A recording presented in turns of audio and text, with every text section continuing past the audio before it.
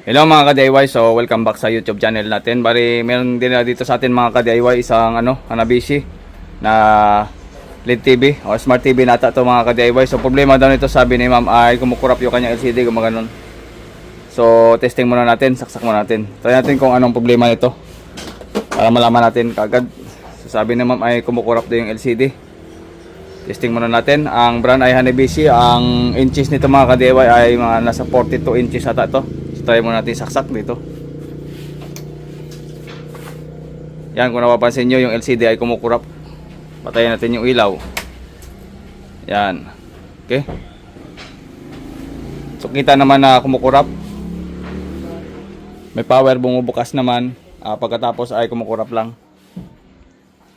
Yan, so kumukurap siya. Yan ang gagawin natin ngayon mga ka-DIY. Si-share ko sa inyo kung paano gawin. Kapag ganito kasi, ayan, tanggalin mo natin.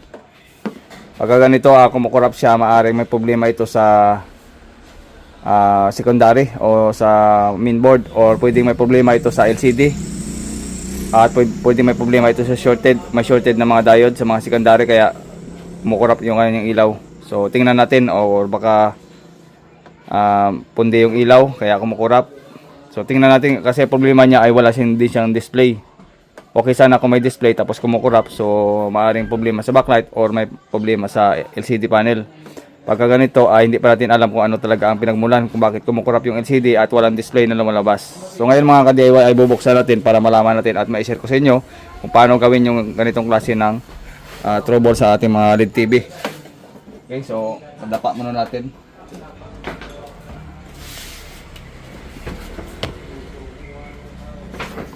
So medyo masikip dito sa misa natin, kaya doon tayo kanina.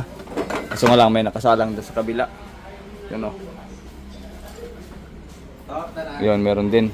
Nakasalang isang TV doon. Mamaya pa trouble ko natin yun. So ito lang muna. Medyo busy ako ngayon kasi nag-repack ko ng mga parts. So buksan natin to. Okay.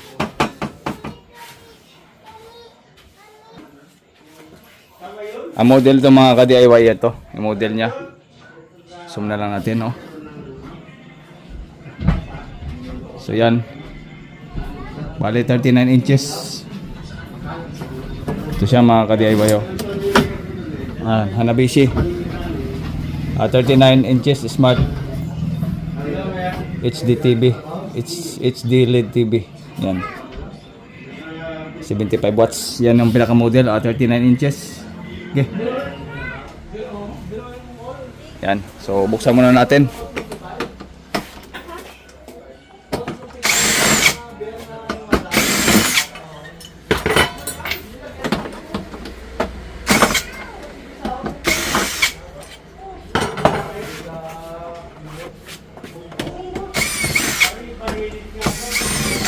Bali tayong unang bumukas nito mga ka-DIY, no?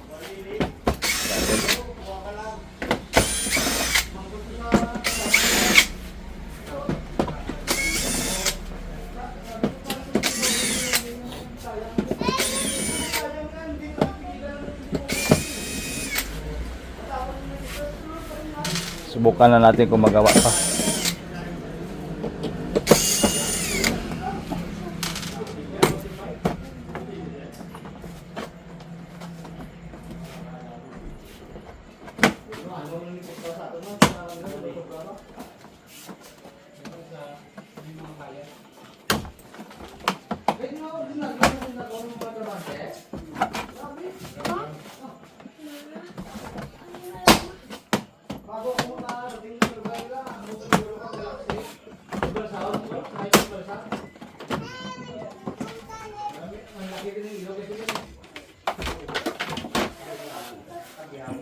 Okay, mukhang basic lang naman ang ang circuit niya.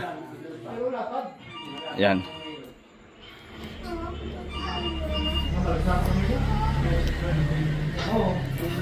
So, ayusin natin, dito tayo. Dito mga ka-DIY ay ito naman yung kanyang power supply section dito. Yan. Ito naman yung may guwit, yan ang power supply natin. Punta rito, ito yung grupo ng power supply. Ito naman yung secondary out. Ito yung mga i-check natin sa secondary out. Itong dalawang diode, supply ng 12 volts o supply ng backlight. So dalawa lang naman yan dito. So ito pa. So ito yung secondary out natin. Ito yung mga regulator, oh. Ito yung mga regulator. Yan, titingnan natin mamaya kung bakit kumukurap yung kanyang backlight. Tayo yung unang makaka-repair nito. Smart TV na rin. Yan, so yan. Ito yung kanyang regulator. Ito yung regulator, oh. Ito yung 5 volts natin. Ito yung 1.2 natin. Yan. Ito yung pinaka-system niya. So check muna natin mga ka-DIY, no. So yung mga ka-DIY, bali saksak muna natin dito, no. Yan. So saksak natin, mag-voltage check tayo. Kung napapansin nyo, yung lights, oh. Kumukurap si lalim, oh. Yan, oh. Yan. Kumukulap yung lights. Ang gawin natin ay bunutin ulit natin para hindi masira yung light. So ang gagawin natin ay ihang muna natin to. Yan. Tapos hinang na natin yung backlight. Saksak muna natin yung pinaka AC cord nya. Okay, so check tayo ng voltage. Check tayo ng ng secondary. Yan. Ang negative test rod ay ilalagay sa pinaka chassis. At ang pula naman ay pang checking para sa mag voltage check. Unang gawin natin ay tusok tayo dito sa diode sa 12 volts na secondary para malaman kagad natin. Yan, oh. Yan, so okay naman mga ka-DIY, no, may 12 volts tayo sa secondary. Yan, oh. Okay. So tingnan natin yung ibang supply. Ito 5 bata ito. I'm not sure lang. So check lang muna tayo ng ibang regulator dito. So regulator din. Ito walang supply, oh. Maliit na regulator, walang supply. Ito. Yan.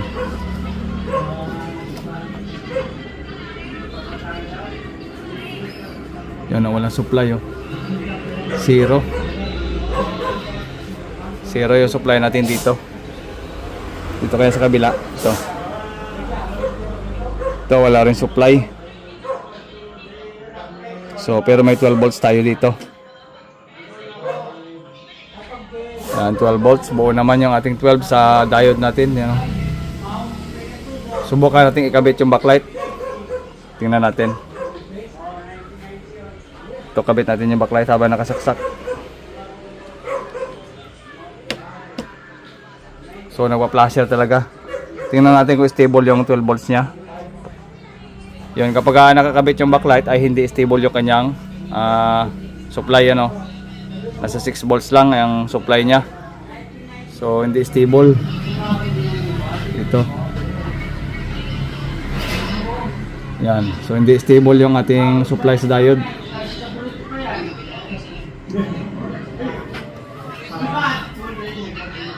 Yan, so may supply siya pero nagda-drop, yan, oh.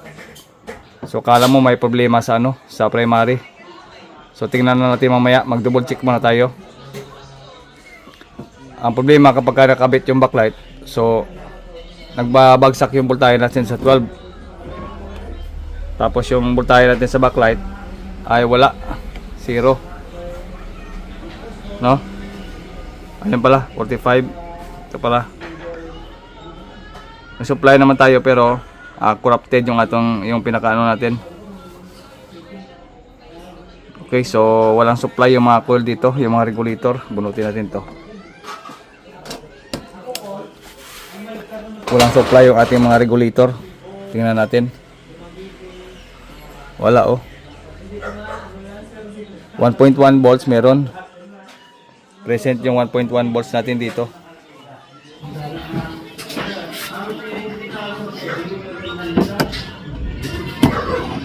So present yung ating 1.1 volts dyan dito sa coil.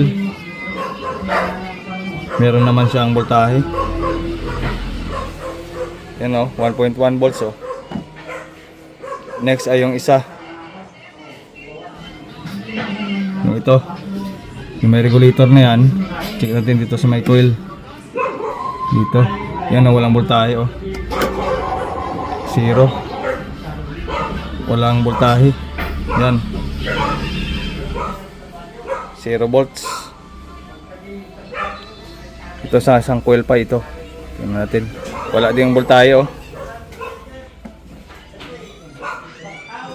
Wala ding voltahe.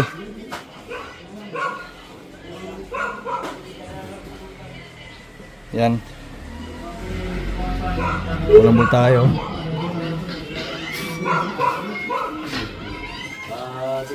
So dito mga ka-DIY ay nagpasya muna tayo mag parts checking.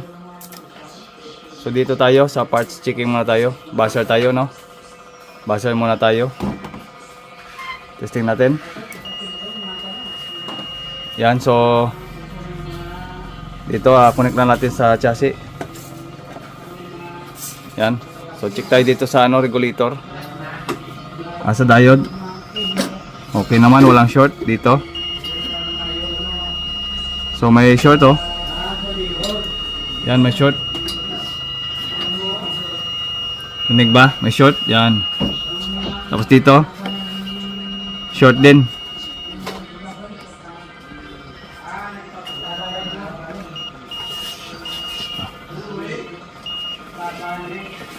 So wala yung may short sa regulator dito. So walang short yung mga regulator sa baba. Check natin isa-isa. Kung may short dito banda oh.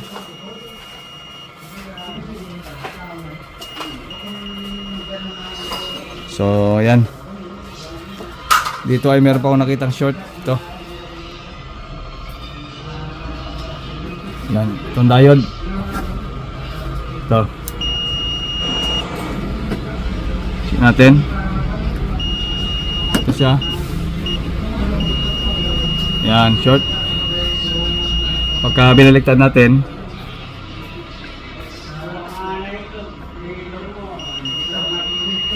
so short talaga, baliktaran. Yan. O baka ito yung short natin.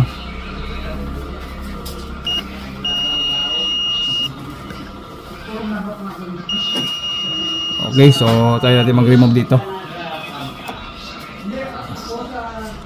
Tayo itong mag-remove dito mga ka-DIY sa diode. Or ito. Tayo natin i-remove yan. Okay, tapos check natin mamaya.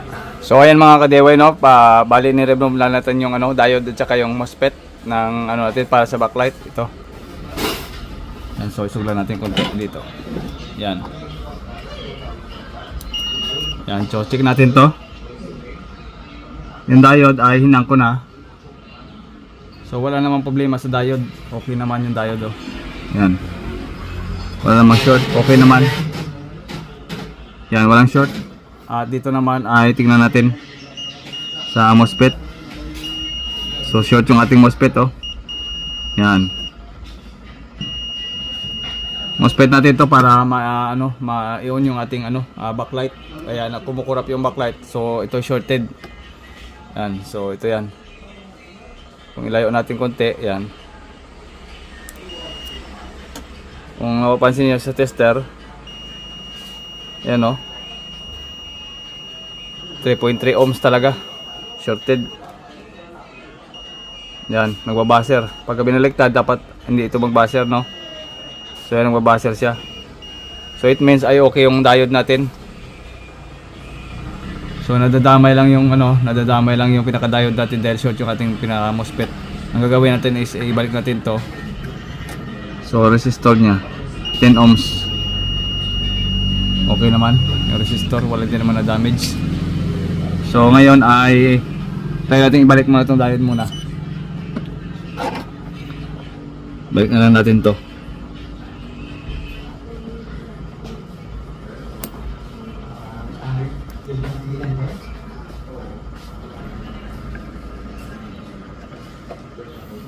Din yung MOSFET ay papalitan natin to, no?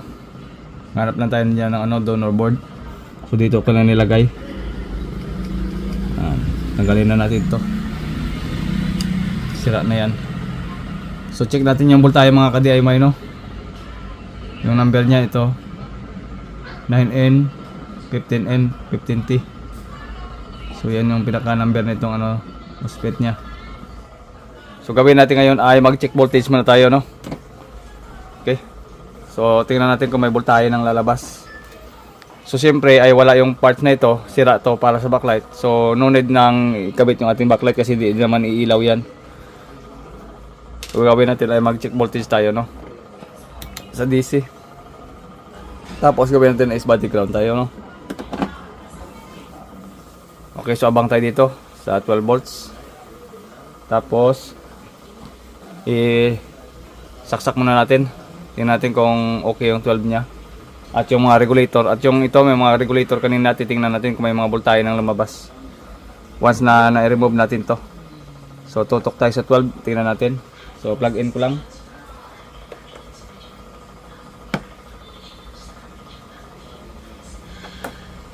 Ito pala, mali pala yung nasaksak natin. Ito pala yun. Saksak natin, tingnan natin kung may 12. Yun, preset na yung 12. Yan o, nandyan pa rin yung 12, hindi bagsak. Ngayon is, kanina ay naisaksak natin kanina yan.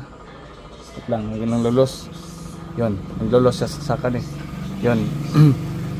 May 12 volts na. Ngayon ay isaksak natin to.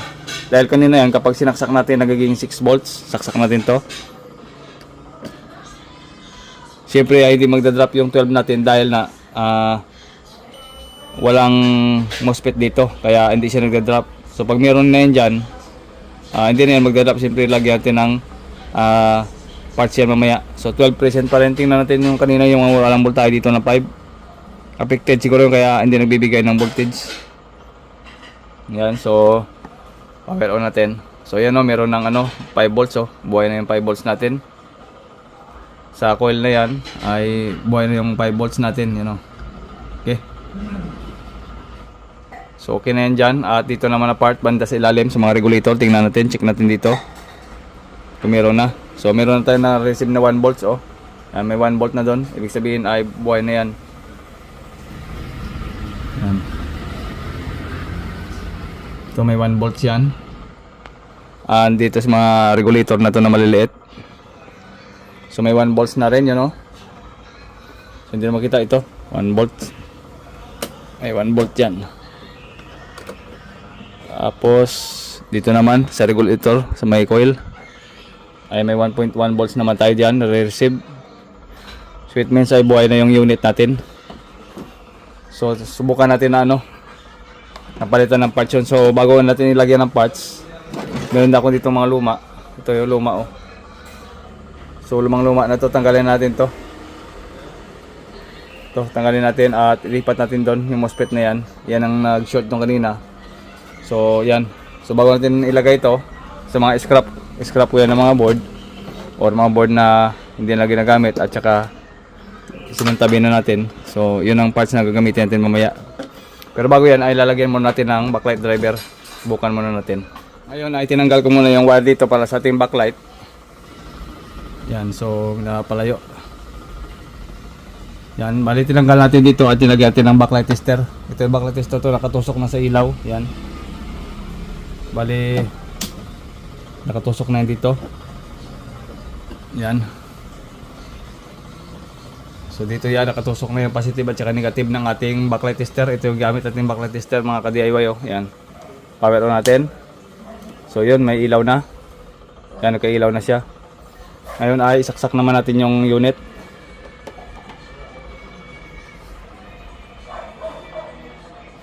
Yung TV saksak muna natin. Ito, saksak natin dito. Dito na lang.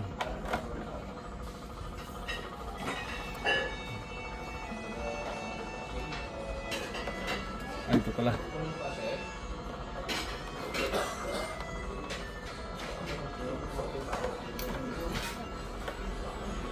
Yan, may power na. Ngayon is i-power on muna natin dito. Yan, meron na yung power, no? Ano, may power na. Then i-power on muna natin. Yun. Subukan natin silipin sa ilalim. Silipin natin sa ilalim dito. Yun, meron na siyang display. Pero ang problema naman ay burning mode. Yan, kumurap yan, kumurap. Kaya nagbi-burning mode. Pero at least ay may display na siya, no? So, problema niya lang sa driver natin. Pwede naman itong i-backlight driver pero ibalik natin sa original para hindi masira yung board. Para hindi ganong magulo yung board.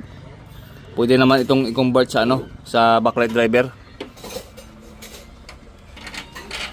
Ngayon ay babalik natin yan. Babalik natin yung parts. So ikabit ko lang muna yung parts na tinanggal natin kanina. Okay, so replace natin nung sa board kanina dito. Yan. Ayos. So mga ka-DIY, kanina ay nagkaroon siya ng burning mode. So tinanay ko muna siya na lagyan ng backlight driver yung ating ilaw para magkaroon ng ilaw, tapos pinapower on.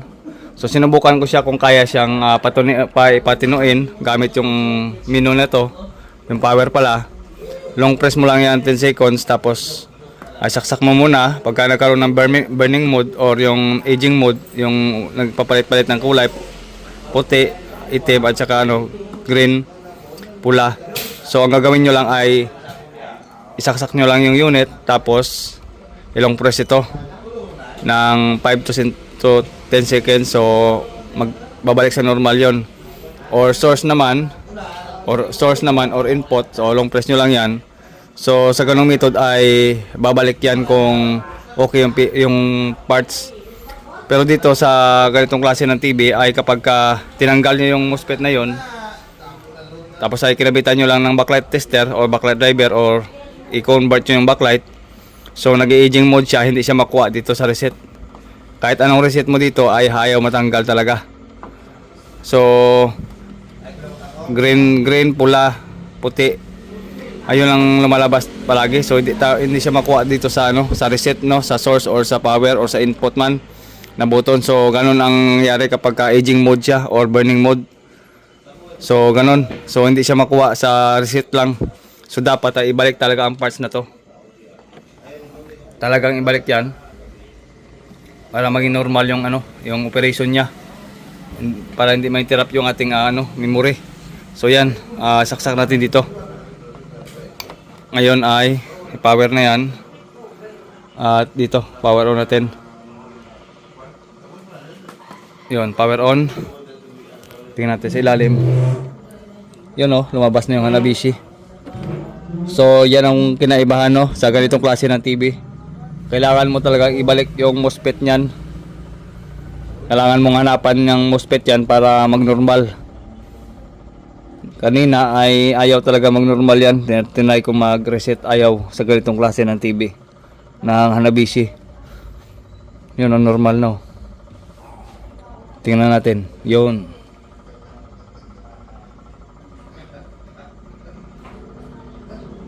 Malinis yung screen at walang tama. Ayos.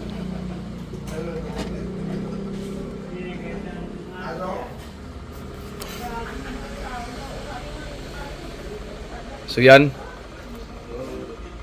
Yung sira kanina ay na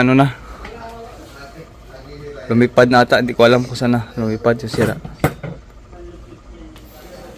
So yun lang mga ka-DIY ganun lang gawin nyo.